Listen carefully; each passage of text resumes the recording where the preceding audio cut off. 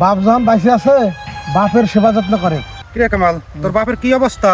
হ্যাঁ শুনিস নে, এই রাত বইরে কাশ পাতালে থাকে টুকটুক টুকটুক করে। আর ওই যে মাঝে মাঝে ছিল কয় না গেলি রে, তোরা কয় না গেলি রে, হ্যাঁ ভাড়া মূল্যও বাঁচতাম। কি করলি তুই? আরে ভাই, তোর বাপ আছে তাই তুই এরকম করতেছিস। আমার বাপ নাই, হারাই ফেলছি। সে হারানোর বেদনাটা কি আমি জানতেছি রে কামাল।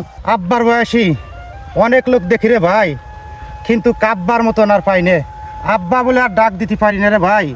বাড়ি গেলি ফেরা রাত্রে যাই করতো না করতো বাজানকে একটা ডাক দিত।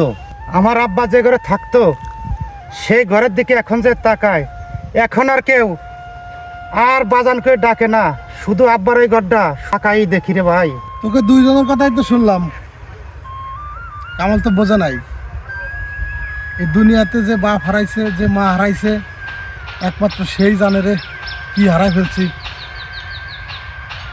এখনো তোর বাপ বাঁচি আছে, তার দিক খেয়াল করে, তার সেবা যত্ন করে, তাহলে তোর সফলতা আসবি। আর পাগল, ফুরোয় গেলি তুইও মকিবুলির মতো আফসোস করবি। যাকে ফুরোইছে একমাত্র তারাই জানে যে দুনিয়াতে বাপ মা চলে গেলি সেই ফাল মেয়ের কদর কতটুক থাকে। বাপ যখন বাইসে আছে বাপের সেবা যত্ন করে। আসলে আমি এই কথাগুলো তো আগে পরে চিন্তা করি নাই রে। আমি তো আসলে ভুল করছি।